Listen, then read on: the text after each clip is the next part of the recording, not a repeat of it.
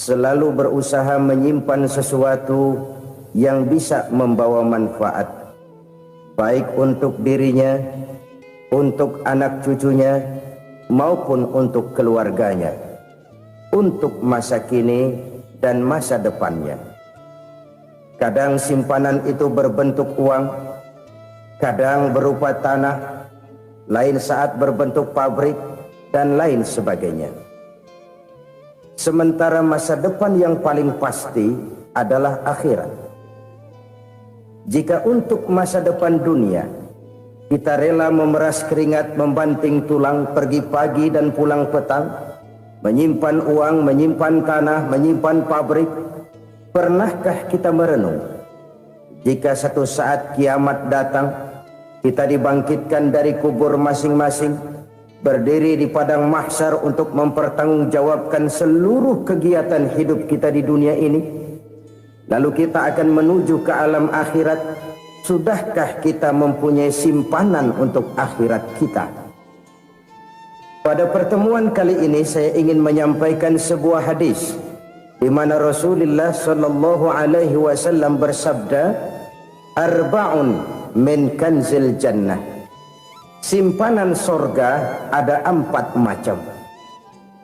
Yang pertama, ikhfa'us sadaqah, menyembunyikan sedekah. Saudara-saudara kaum muslimin, sebagaimana yang kita maklum bahwa Allah Subhanahu wa taala melebihkan sebagian rezeki dari kita terhadap yang lain. Ada yang kaya, ada yang setengah kaya, ada yang miskin, ada yang setengah miskin, dan selanjutnya. Ada yang gajinya kecil tapi penghasilannya gede. Ada yang penghasilannya gede tapi nggak punya gaji. Ada juga yang memang gajinya gede dan penghasilannya gede. Kelebihan rezeki merupakan sunnatullah dan tidak harus membuat kita merasa lebih dari yang lain. Bahkan sebaliknya, kelebihan itu harus membuat kita ringan tangan untuk menolong mereka yang memang memerlukan pertolongan. Kalau saudara diberikan ilmu, maka pertanyaan akhirat cuma satu: ilmumu kau amalkan untuk apa? Kalau saudara diberikan umur yang panjang, pengadilan akhirat juga bertanya satu: umurmu kau habiskan di mana?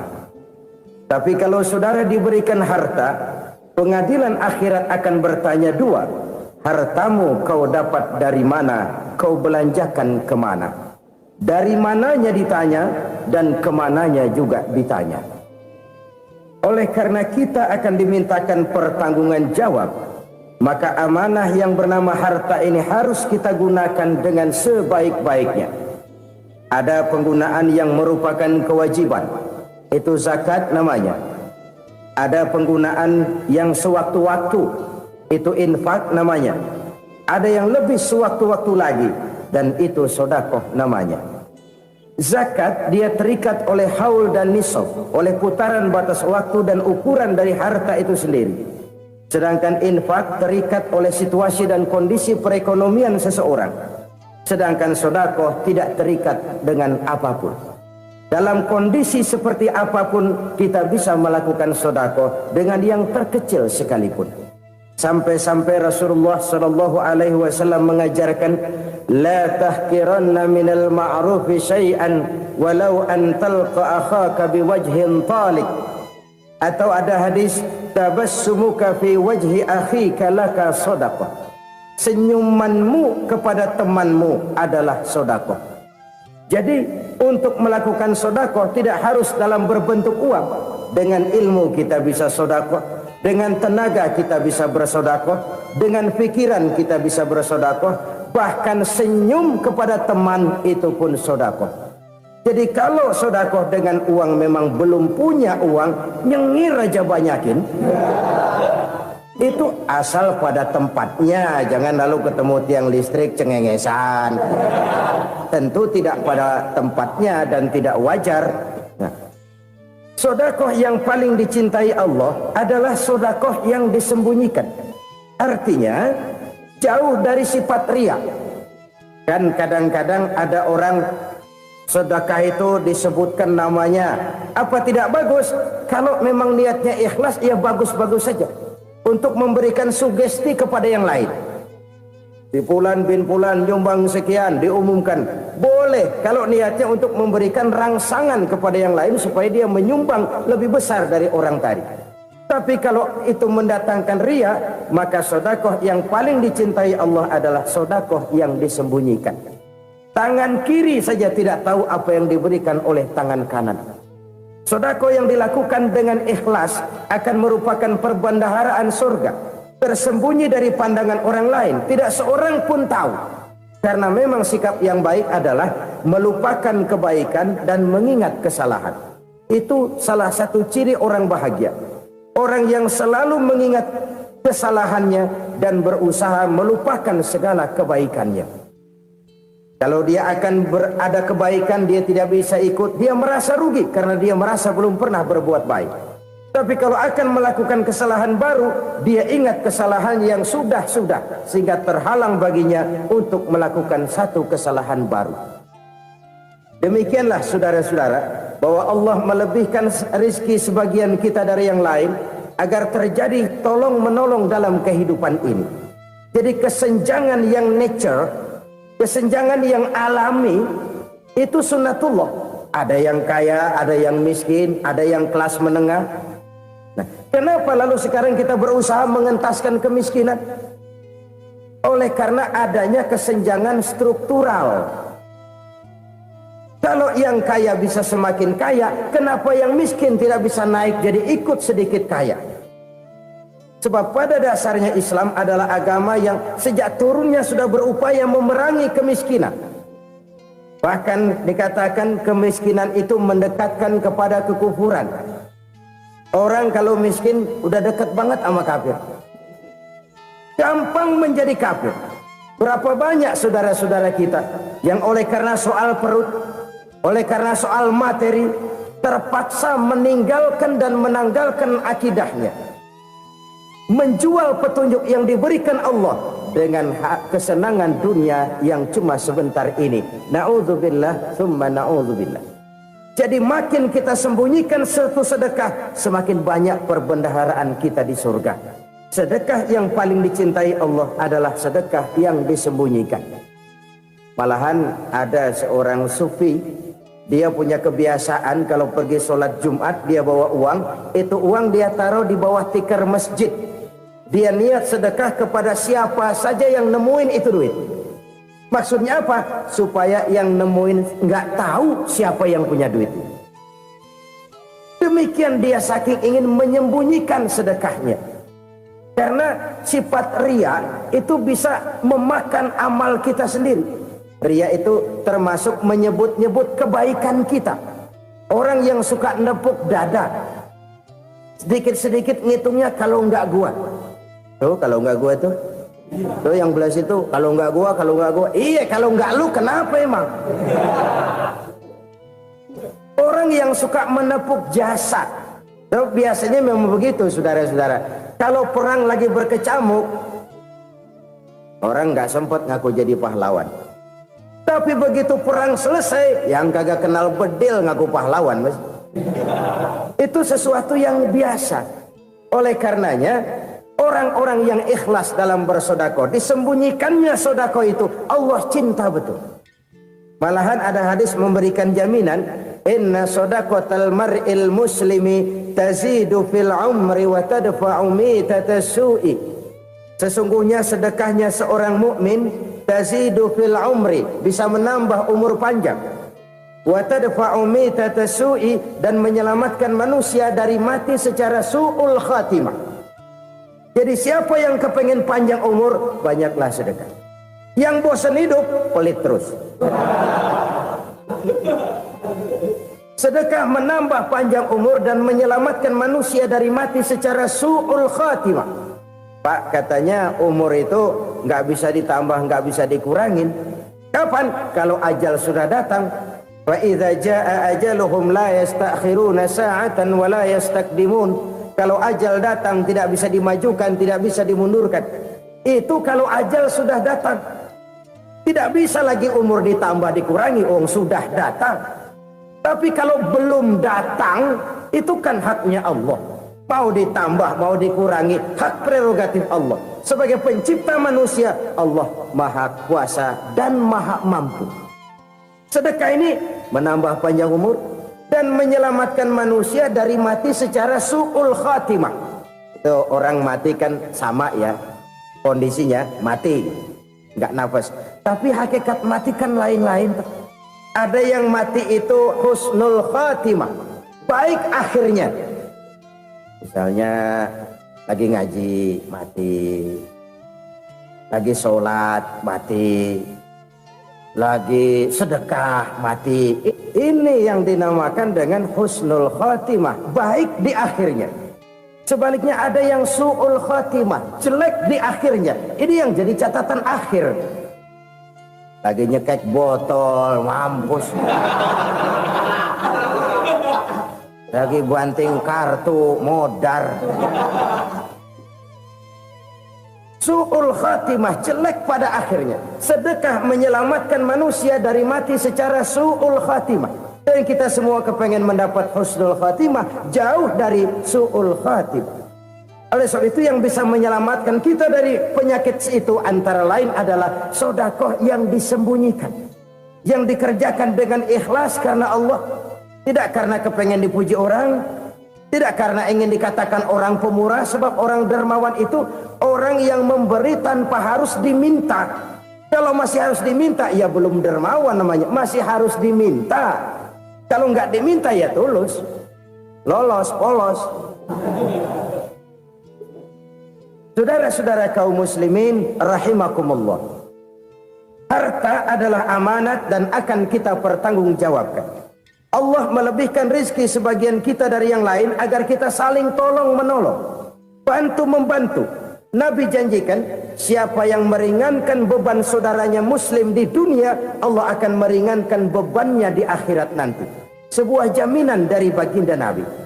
Si orang yang kita bantu barangkali tidak bisa membalas, Allah yang akan membalas lewat jalan lain yang tidak pernah kita sangka-sangka.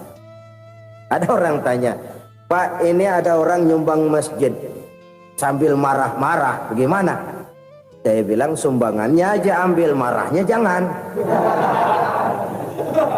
Marahnya jangan diambil, itu urusan dia. Saudara-saudara kaum muslimin rahimakumullah, umat Islam ini kan umat yang punya potensi besar. Kadang kita merenung, kenapa kadang-kadang pembangunan masjid kok lambat sekali? Kalau hotel hari ini peletakan pertama, bulan depan peresmian. Supermarket hari ini peletakan batu pertama, minggu depan peresmian. Tapi kalau sudah yang namanya masjid, kadang-kadang peletakan batu pertama sekaligus jadi batu terakhir. 3 tahun, 4 tahun, campur nebar jalak di jalanan, duit dijaring kayak ikan sepat. Apa tidak ada orang Islam yang kaya? Banyak. Apa tidak ada pengusaha muslim yang jadi konglomerat? Ada. Lalu yang belum banyak itu yang komit terhadap nilai-nilai agamanya. Akhirnya kita jatuh jadi umat yang lemah. Belum ada pengusaha konglomerat muslim buka pabrik supermi cap bedug misalnya umpamanya atau pabrik kecap cap sorban supaya identitas keislamannya sedikit kelihatan. Kita jatuh jadi umat yang lemah karena potensi tidak terinventarisir dengan baik. Kita ini ibarat kompor yang cuma matengin nasi orang lain. Potensi kita dimanfaatkan oleh orang lain. Ukhuwah Islamiyah kita baru terbatas kepada silaturahmi. Ukhuwah di bidang ekonomi kita lemah, ukhuwah di bidang kebudayaan kita lemah, apalagi ukhuwah di bidang politik kita lebih rapuh lagi. Padahal ukhuwah itu adalah totalitas kehidupan manusia, menyangkut ipolek sosbud, memerlukan nilai-nilai ukhuwah. Jadi oleh karena itu mari kita menyadari di dalam harta kita, walaupun kita yang cari, pergi pagi, pulang sore, peras keringat, banting tulang, di sana ada harta anak yatim. Di sana ada hak masjid. di sana ada hak pesantren, di sana ada hak jihad. Berbahagialah seseorang apabila dia oleh Allah dijadikan keran. Keran itu menyimpan air, tapi tidak untuk dirinya, tapi disalurkannya kepada mereka yang memang memerlukannya. Saudara-saudara kaum muslimin rahimakumullah, ini yang pertama. Jadi perbendaharaan surga adalah menyembunyikan sedekah. Orang lain nggak tahu, kita pun nggak pernah ngitung-ngitung. Kita anggap lewat begitu saja, padahal itu deposit akhirat. Satu. Yang kedua, perbendaharaan surga itu apa? Wa kitmanul musibah, menyembunyikan kesulitan. Kadang orang takut menghadapi kesulitan, tapi makin kita merenung, hidup ini kan sebenarnya urusan. Takut sama urusan, ya jangan hidup. Tandanya orang hidup itu kalau punya urusan. Urusan merupakan problem sering menimbulkan kesulitan. Kesulitan bukan untuk ditakuti, tapi untuk diatasi dan dicarikan jalan keluarnya. Siapa sih orangnya yang nggak pernah sulit-sulit? Makin tinggi status sosialnya, makin gede urusannya. Makin tinggi kualitas imannya, makin berat tingkat kesulitannya. Cuma memang yang namanya enak itu seperti pelangi. Biang lala itu nggak pernah di atas kepala kita, di atas kepala orang melulu. Lu sih enak lu, kata kita. Dia juga bilang yang enak kan lu. Pelangi itu nggak pernah di atas kepala kita. Kata tukang beca, aduh enak ya naik Mercy. Kata tukang beca, apa yang di dalam mobil Mercy? Aduh enak bener tukang beca, di jok ngeringkuk ngorok pulas bener. Saya kamar pakai AC sejuk, tempat tidur sutra, empuk, alga, spring bed, kulak kulik nggak bisa pulas kalau belum minum Valium, belum tidur. Enak bener tukang beca, di jok ngorok nggak tahu wetan kulon. Si tukang beca bilang yang di Mercy enak, yang di Mercy bilang tukang beca enak. Inilah enak, nggak pernah di atas kepala kita, di atas kepala orang lain melulu enak itu. Nah, saudara-saudara, yang merupakan perbendaharaan surga itu orang yang bisa menyembunyikan kesulitan, baik pribadi ataupun rumah tangga. Nih terutama rumah tangga yang jadi soalnya. Kadang-kadang kita ini kalau senang, sebaliknya kalau senang kita diam, kalem aja, cuek. Banyak banget duit kita bawaan, diam aja udah. Malah ketemu orang takut. Tapi begitu susah, sekampung tahu. Padahal Nabi mengajarkan perbendaharaan surga itu menyembunyikan musibah, menyembunyikan kesulitan. Kalau enak, cerita sama orang-orang. Kalau nggak enak, rasain sendiri, tekan sendiri, atasin sendiri. Kita kan sebaliknya, senang kita diam, asal lagi susah, paling tidak kita nyari teman buat cerita kesusahan. Siapa orangnya yang nggak pernah susah? Cuma soalnya bagaimana kita mengatasi kesusahan itu sendiri. Begitu juga misalnya kalau orang sudah berumah tangga, itu orang tuanya harus menjadi tempat dia cerita yang enak-enak saja. Yang nggak enak rasain berdua, selesaikan berdua, atasin berdua. Jangan dibalik. Asal senang diam, giliran susah saja. Maknya laporan. Terbalik. Bisa menjaga security informasi.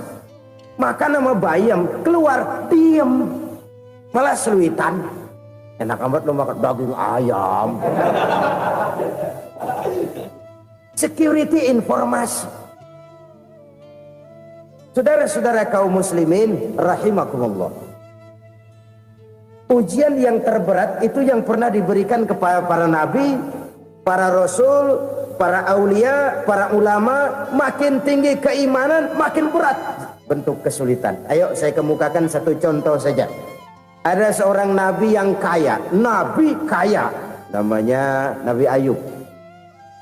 Iblis kalau orang begini kan keki, ibadahnya rajin, kaya. Nih yang kayak begini susah digodain. Kalau ibadahnya rajin, miskin, kali bisa disogok. Sini imannya mantap, ibadahnya rajin, kaya, nabi lagi. Oh, tapi namanya iblis nggak kurang akal. laporan. Tuhan, kenapa Les? Ya ini bahasa saya, bahasa Qur'annya sih nggak gitu. Itu hambamu yang namanya Ayub, dia rajin ibadah cuma karena dikasih kaya aja.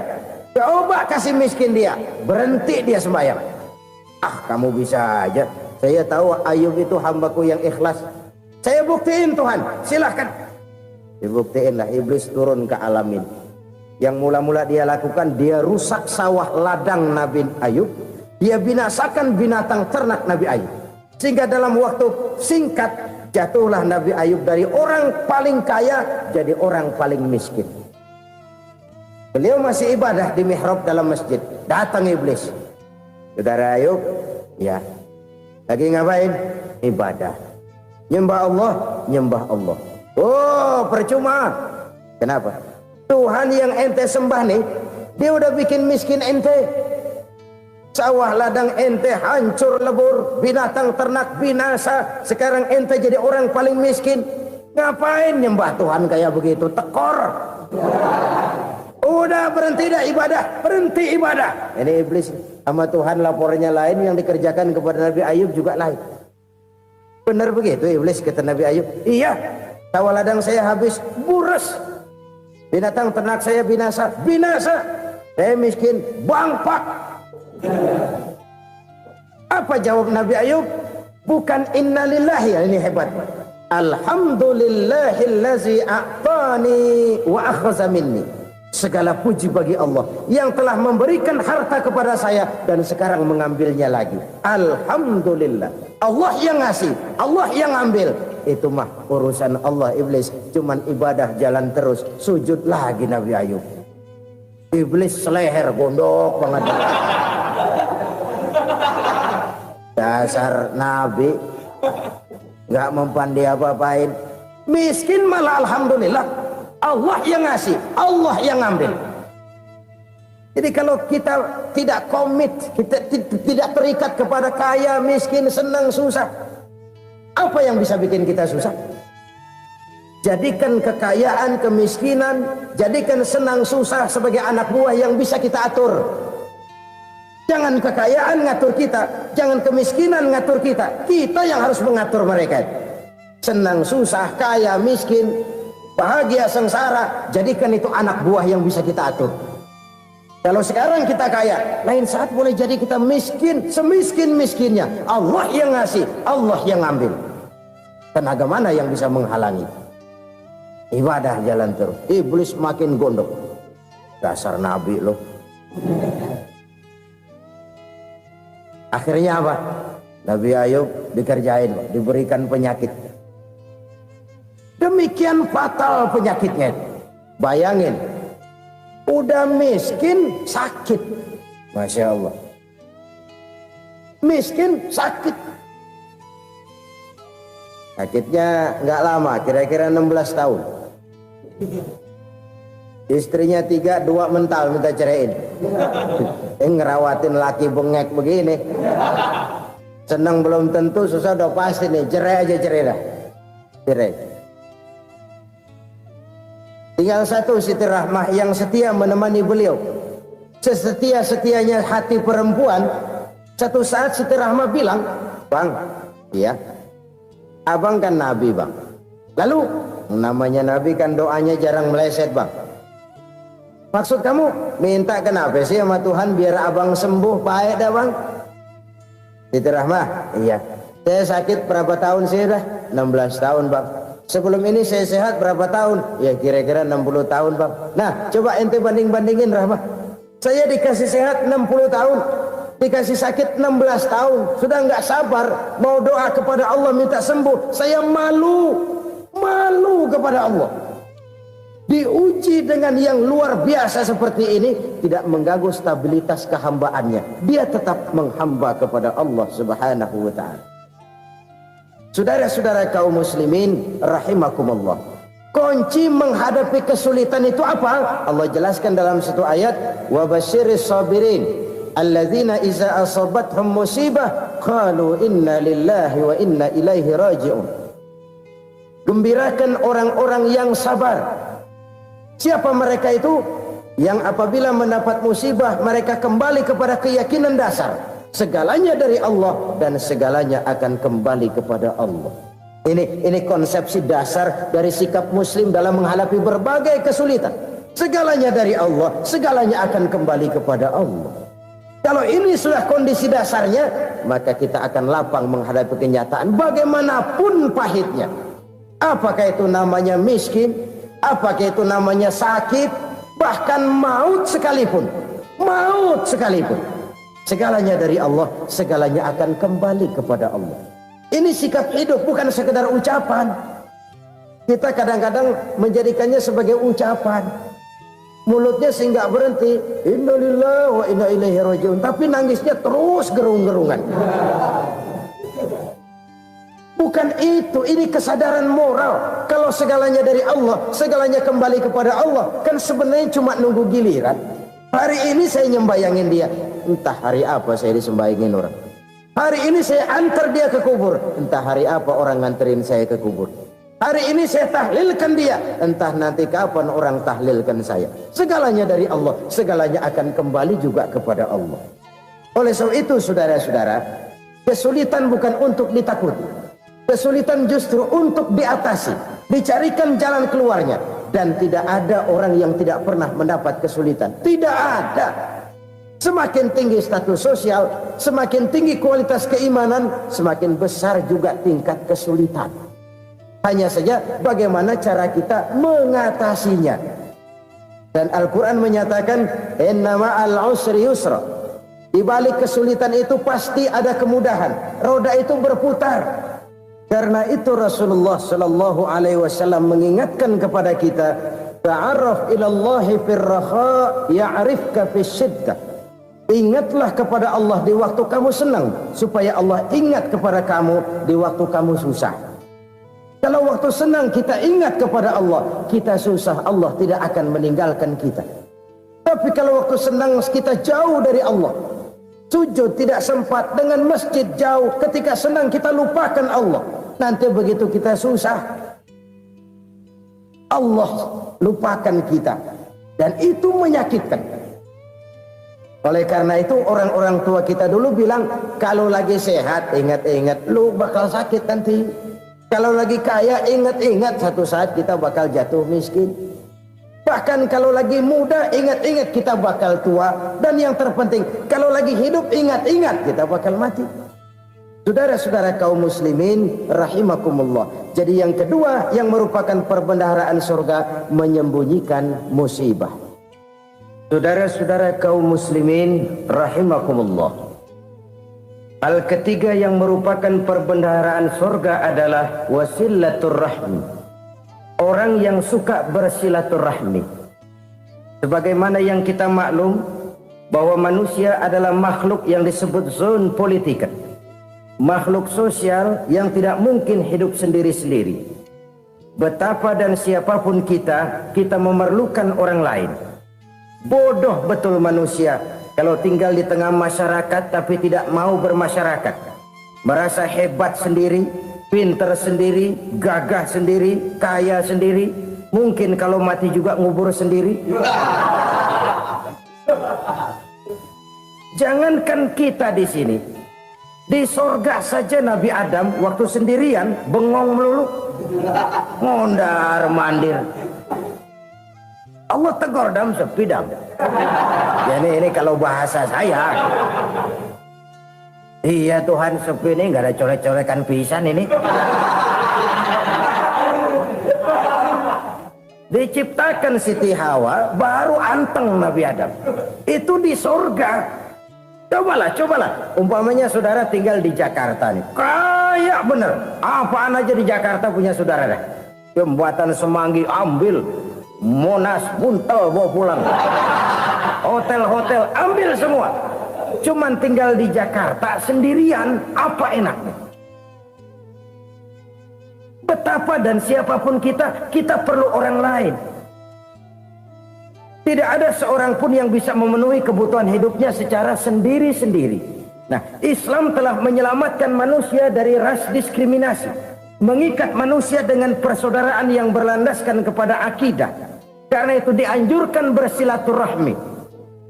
Bahkan Nabi menyatakan, man arada ayyubsata lahu fi rizqihi wa yunsa'a fi atharihi falyasil rahimah. Siapa yang kepengen diluaskan rezekinya dan dipanjangkan usianya, banyaklah ia bersilaturahmi. Siapa yang kepengen dimudahkan rezekinya, hendaknya ia banyak bersilaturahmi. Kalau banyak teman, kesulitan kan paling tidak ada tempat cerita. Udah susah, sendirian kita pikirin diri, nggak ada tempat tukar pikiran. Cepet banget sama bengek. Dilawan sendiri. Nah, secara makro kita bisa berkata, tidak mungkin ada kemenangan kalau tidak ada kekuatan. Tidak ada kekuatan kalau tidak ada kesatuan dan persatuan. Tidak mungkin ada kesatuan dan persatuan tanpa semangat silaturahmi. Kalau umat Islam mau menang, dia harus kuat. Kalau umat Islam mau kuat, dia harus bersatu. Kalau umat Islam mau bersatu, dia harus membudayakan silaturahmi ini. Bahkan sampai-sampai kata Nabi, kalau bisa cari nilai tambah. Apa? Silman qata'ak. Bersilaturahmilah kau kepada orang yang marah denganmu. Masya Allah, indahnya ajaran agama kita. Orang yang marah pun kepada kita, kata Nabi, kalau bisa bersilaturahmilah kepadanya, kepada orang yang marah itu. Di situ nilai tambah. Cuman jujur nih hadis, ngucapinnya gampang, ngamalinnya yang berat banget. Orang marah sama kita, kita disuruh silaturahmi, ada apa malu? Lu marah, ada gue marahan lagi. Gue pikirin. Saudara-saudara kaum muslimin rahimakumullah. Tapi ini yang diajarkan, bahkan ini yang dicontohkan oleh baginda Rasul. Bagaimana begitu mudah, misalnya satu saat Abu Jahal ini ngatur strategi bagaimana bikin Muhammad celaka. Dia gali lubang di depan tempat tidurnya. Dia tutupin daun korma. Terus dia panggil seseorang, ke sini. Kasih tahu Muhammad, pamannya sakit keras, minta ditengokin. Berangkat orang ini ke sana. Muhammad, labbaik. Pamanmu sakit keras, dia minta ditengokin. Baik, saya akan datang menjenguk beliau. Berangkatlah Nabi ke rumah Abu Jahal tanpa prasangka apapun. Abu Jahal udah pasang setil, selimut 3 rangkap setengah dia pakai. Persis kayak orang meriang. Tapi sembari ngintip dari balik selimut, begitu Muhammad buka pintu, nah masuk perangkap nih. Muhammad jalan menuju tempat pembaringan. Makin lama makin dekat, makin lama makin dekat, makin dekat ke lubang yang dipasang oleh Abu Jahal itu. Dalam hati Abu Jahal, terus dah jatuh, mampus dah lo ini. Mampus lo hari ini nih. Apa yang terjadi? Malaikat Jibril datang. Muhammad, pamanmu cuma pura-pura sakit. Di depan tempat tidurnya ada lubang perangkap supaya kamu jatuh ke situ. Sudah, kamu pulang. Balik kanan Nabi. Sudah hampir jatuh ke lubang, balik kanan, pulang. Bayangin kecewanya Abu Jahal. Muhammad dikit lagi, Muhammad dikit lagi. Enggak paman, saya pulang aja.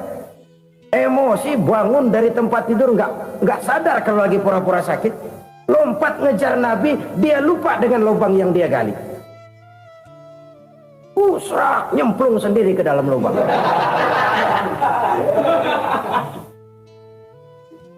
Nabi terus berlalu. Ini terjadi keanehan. Jatuh ke lubang yang dia gali itu sebenarnya nggak terlalu dalam ya, antara 3-4 meteran lah. Tolong saya jatuh ke lubang ini. Datanglah pelayan-pelayannya itu. Angkat saya dari sini. Oh, yang ngulurin tambang. Satu gulung, belum juga nyampe itu tambah. Kurang, beli lagi ke warung. Sambung, ulur lagi, nggak juga bisa sampai. Wah, ini kerjaan Muhammad ini. Tolong, siapa salah seorang kamu ke rumah Muhammad, kasih tahu encangnya kecebur. Minta ditolongin. Sampaikan kepada Rasul. Kenapa? Pamanmu jatuh ke lubang, Muhammad minta tolong diangkatin. Tambang udah nyambung-nyambung nggak nyampe juga. Ya, nanti saya datang, saya tolong. Coba. Nyata-nyata orang berniat jahat mau mencelakakan dia. Datang dia menolong. Ini yang disebut air tuba dibalas air susu ya ini. Bukan sebaliknya. Air tuba dibalas air susu. Paman, kecebur ya? Iya Muhammad, tolong ini. Pegang tangan saya. Nabi ulurkan tangannya, nyampe. Dipegang oleh Abu Jahal, diangkat ke atas. Sampai atas, apa kata Abu Jahal? Sihirmu memang hebat Muhammad. Udah ditolongin dikata sihir. Yang enak kita kemplang kan itu orang begitu. Urusan apa? Tapi inilah akhlak. Kalau bisa kamu bersilaturahmilah dengan orang yang marah kepadamu sekalipun. Orang marah kita tetap baik. So, kalau kita berbuat baik sama orang yang memang baik, rasanya sih biasa-biasa aja. Orang baik kita baik lagi, ya draw aja, belum ada nilai tambah di situ. Baru ada nilai tambah kalau kita bisa berbuat baik kepada orang yang nyakitin kita. Itu namanya kita setingkat di atas dia. Dia sakitin kita, kita berbuat baik sama dia. Dia pelit sama kita baik sama dia. Dia marahin kita deketin dia. Di situ kita punya nilai tambah. Jadi siapa yang ingin diluaskan rezekinya kata Nabi dan dipanjangkan umurnya, hendaklah ia banyak-banyak bersilaturahmi. Sederhana sebenarnya silaturahmi, tapi silaturahmi membangkitkan semangat kesatuan dan persatuan. Kesatuan dan persatuan melahirkan kekuatan. Dalam matematika 1 ditambah 1 pasti 2. Tapi di tengah masyarakat 1 orang takut ditambah 1 orang takut, hasilnya jadi 2 orang setengah berani. Kenapa setengah berani? Karena udah berdua. Tadi pan takut sendirian. Kalau dia kumpul turu-turu takutlah jadi berani. Kita yang lemah, kita yang tidak berdaya, kita yang miskin, kalau mau kompak bersatu, apa yang nggak bisa kita kerjain? Apalagi tinggal di kota besar, pilihan cuma 2. Bertahan atau minggir. Bertahan atau minggir. Untuk bisa bertahan harus mampu bersaing. Untuk mampu bersaing harus punya keahlian. Keahlian harus ditunjang dengan pendidikan, ditambah oleh kekompakan sebagai umat. Udah miskin mencar mulu, orang injak kita. Orang nggak pandang urusan apa malu. Oleh karena itu silaturahmi pada hakikatnya merupakan roh dari ukhuwah yang diajarkan oleh agama kita.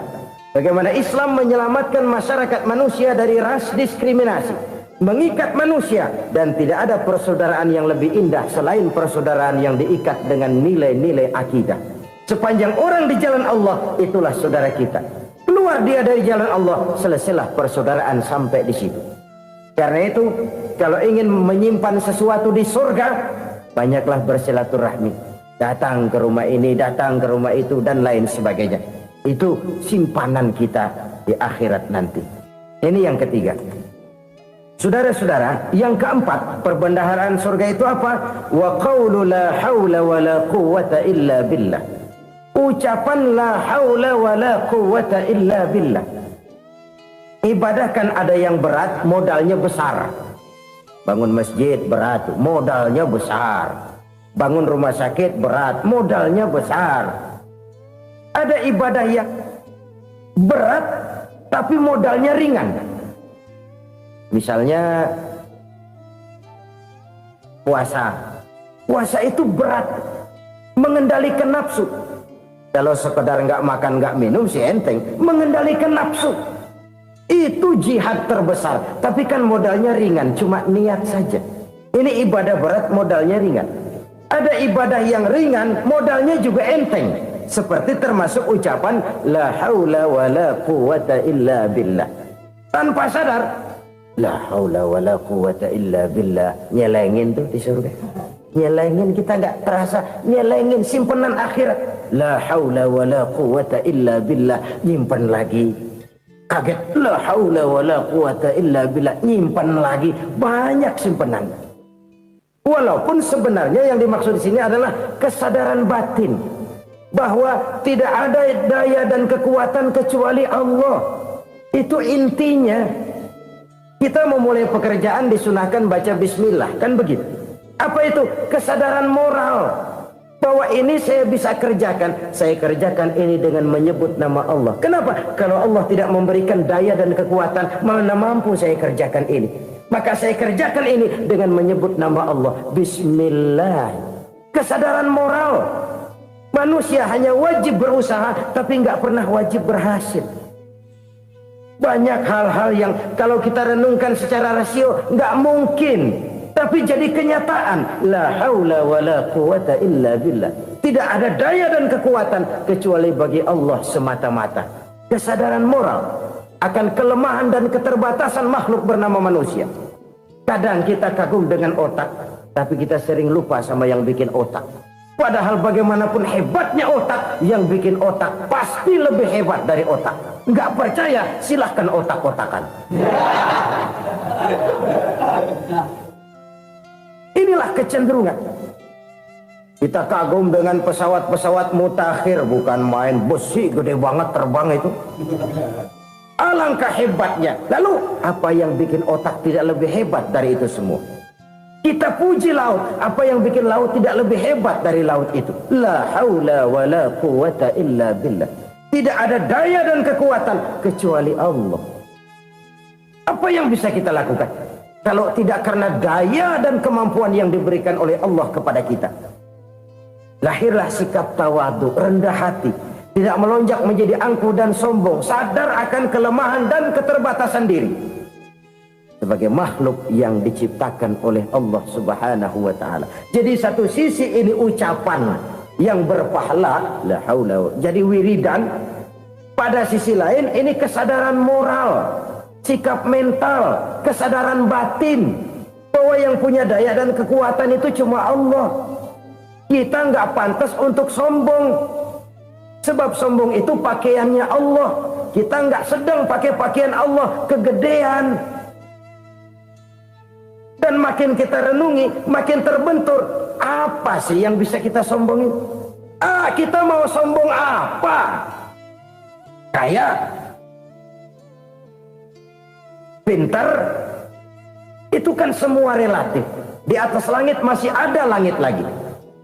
Jadi oleh karenanya, marilah kita menyadari. Manusia hanya wajib berusaha, tapi tidak pernah wajib berhasil. Yang berusaha saja tidak wajib berhasil, apalagi yang tidak berusaha. Islam bukan agama orang pemalas yang selesai sholat lalu endelohom, nggelenggem ayem-ayem.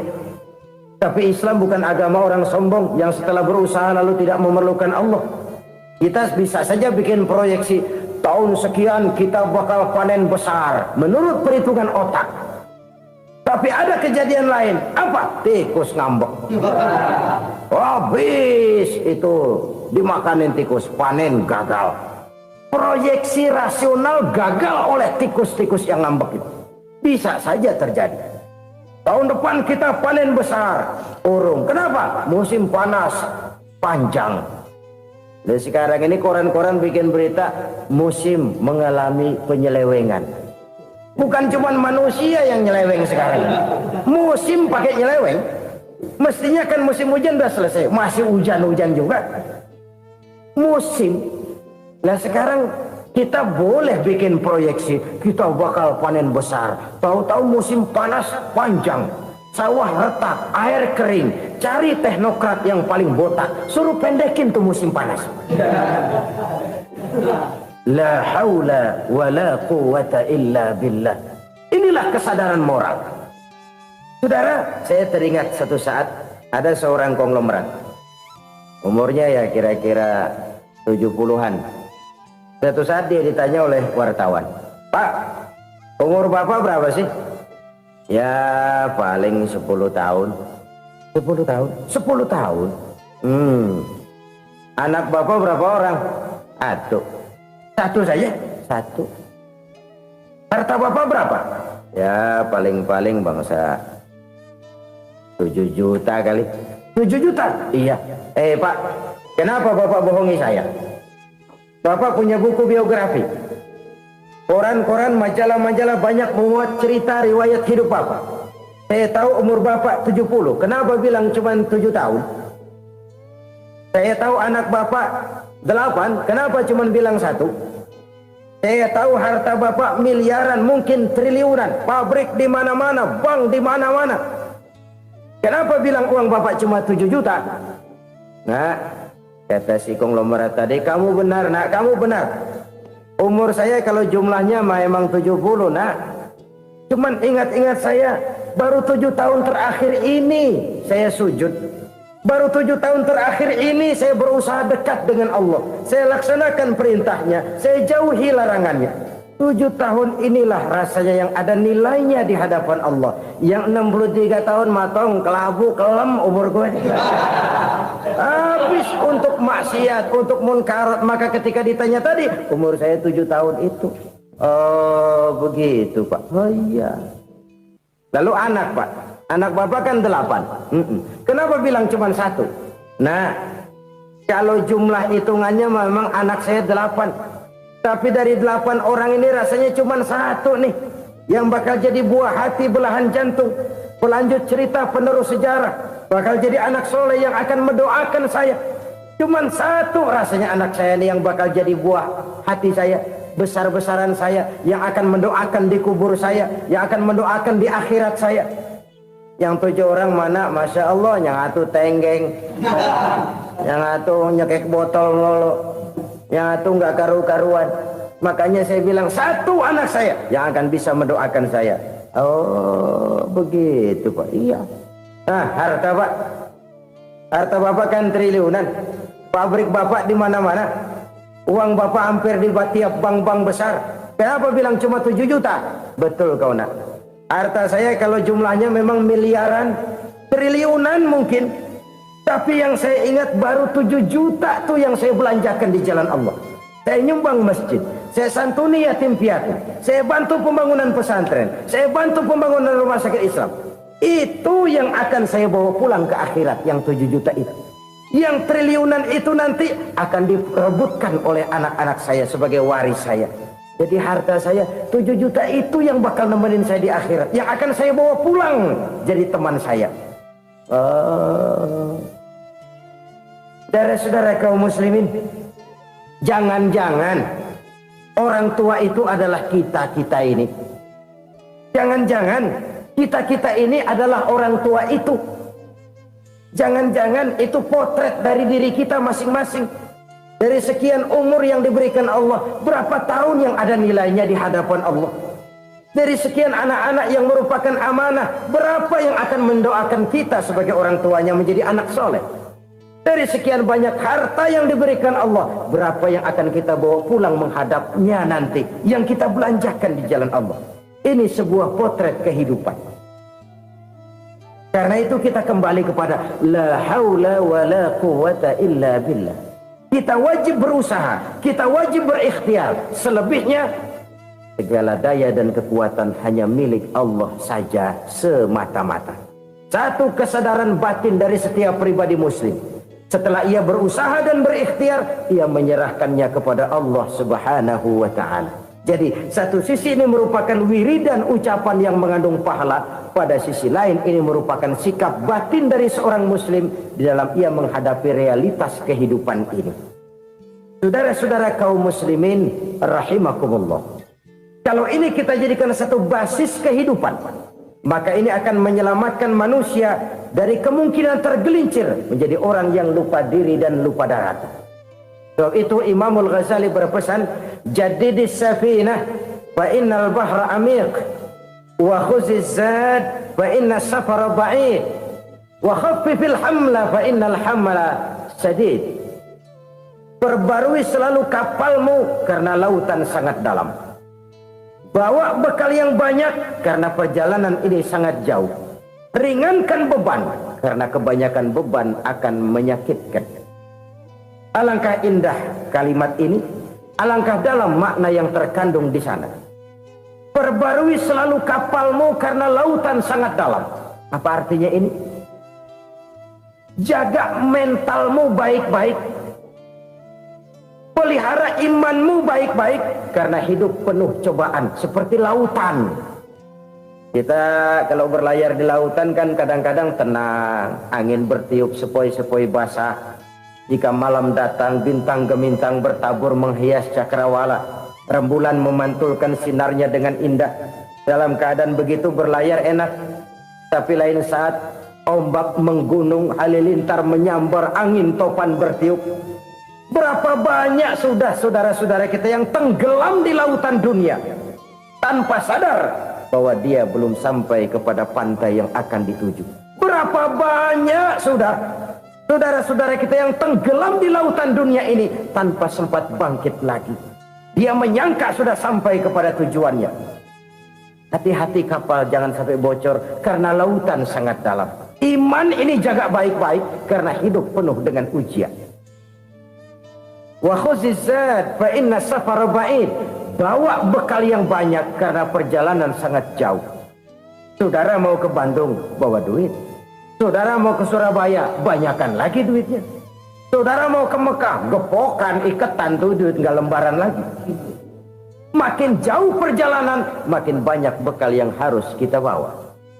Kalau saudara dari Jakarta mau ke Surabaya, kagak bawa duit berangkat juga, itu sih bukan berani namanya, nekat.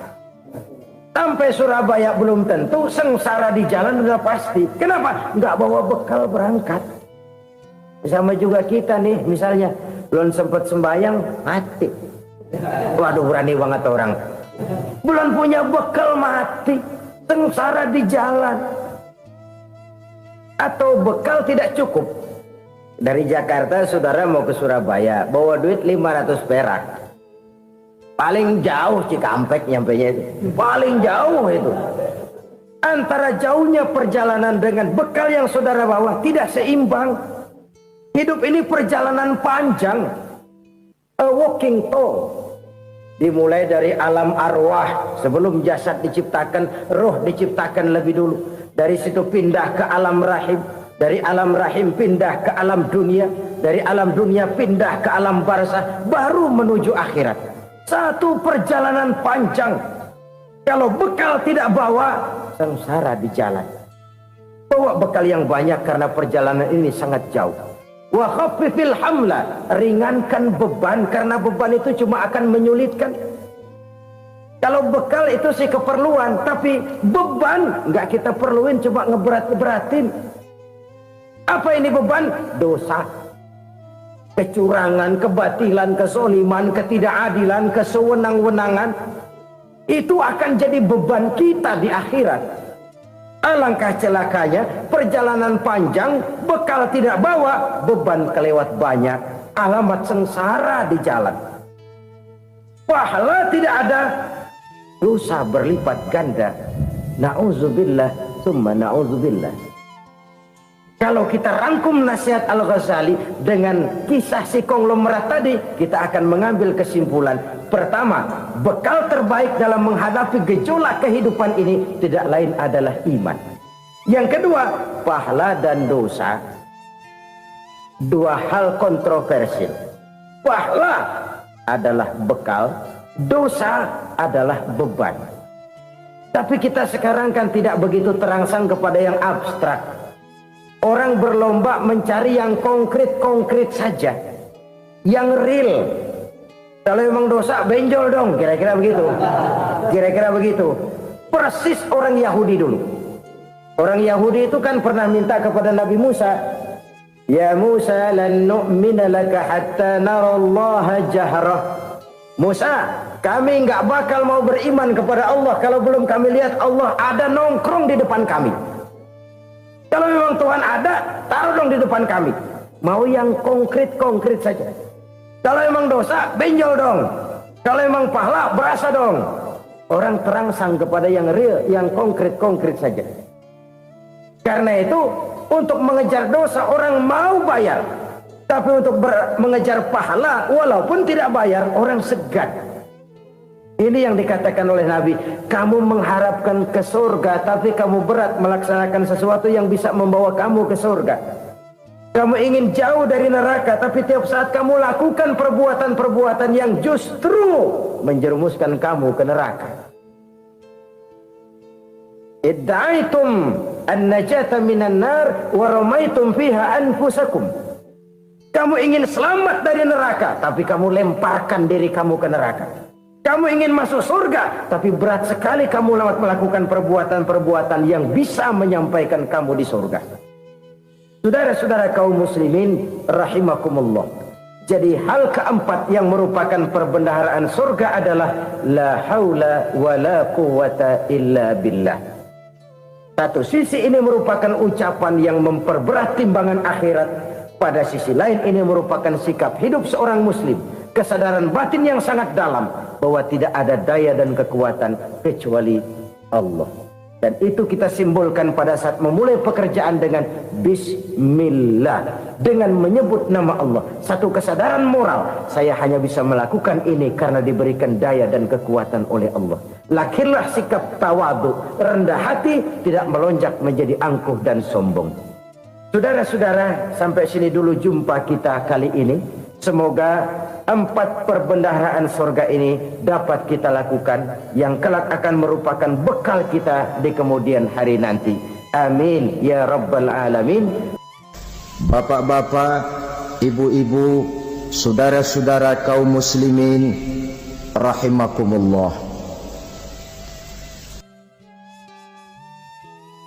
Di dalam kehidupan kita sebagai seorang muslim, minimal 5 kali dalam sehari semalam kita mendengar seruan untuk mendirikan solat yang disebut azan. Ada kalimat menarik di dalam kalimat azan itu, yakni seruan hayya 'alal falah, marilah menuju kepada keberuntungan, marilah meraih kemenangan. Seruan ini adalah kecenderungan dari setiap manusia, apapun warna kulitnya.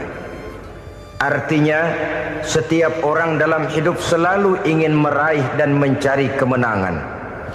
Kemenangan akan melahirkan kepuasan batin, dan kepuasan batin memberikan kebahagiaan. Sedangkan kekalahan melahirkan penderitaan batin, dan penderitaan batin menjerumuskan seseorang di dalam berbagai bentuk kerugian. Jikalau inilah seruan azan, maka masalahnya ialah apa yang menyebabkan kita meraih kemenangan. Al-Quranul Karim memberikan tuntunan dan ajaran kepada kita bahwa orang-orang yang memperoleh kemenangan itu tidak lain adalah orang-orang yang bertakwa. Hanyalah mereka yang bertakwa kepada Allah Subhanahu wa ta'ala pada akhirnya akan tampil sebagai pemenang.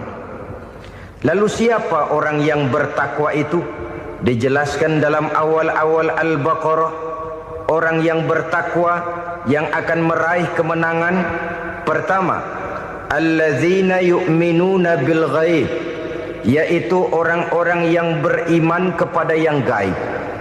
Percaya bahwa ada alam yang gaib, alam yang abstrak, alam yang tidak bisa dijangkau oleh salah satu daripada panca indera kita. Mereka percaya dan beriman kepada adanya malaikat, beriman kepada adanya iblis dan jin, beriman kepada adanya alam kubur, beriman kepada adanya alam mahsyar, beriman kepada adanya alam akhirat, beriman kepada adanya surga dan neraka. Beriman bukan cuma sekedar beriman dalam ucapan bibir saja, tetapi beriman yang nilai iman itu mampu mewarnai gerak dan gaya hidupnya. Iman yang meresap sampai ke tulang sumsum, kemudian memberikan dampak positif di dalam kehidupan manusia. Alam, kita tahu, adalah sesuatu yang selain Allah, dan Allah bukanlah alam. Apapun namanya selain daripada Allah, itu adalah alam. Alam pada hakikatnya terbagi menjadi 2. Ada alam syahadah, alam nyata, alam konkret, alam yang bisa dijangkau oleh salah satu indera kita. Kemudian ada alam ghaib, alam yang tidak bisa dijangkau oleh panca indera kita, alam metafisika, alam abstrak, alam yang wajib kita imani keberadaannya. Kita percaya bahwa malaikat itu ada, Kita percaya kepada jin, bahwa jin itu ada. Kita percaya kepada adanya iblis dan setan. Bukan percaya kepada iblis dan setannya, percaya bahwa iblis dan setan itu ada. Itu termasuk salah satu daripada sifat orang yang bertakwa kepada Allah. Saudara-saudara kaum muslimin rahimakumullah, kecenderungan pembangunan yang lebih bersifat materialistis biasanya menggeser aspek kehidupan rohani. Orang berpikir empiri, dan dalam pola pikir yang demikian maka alam gaib tidak lagi mendapat perhatian. Aspek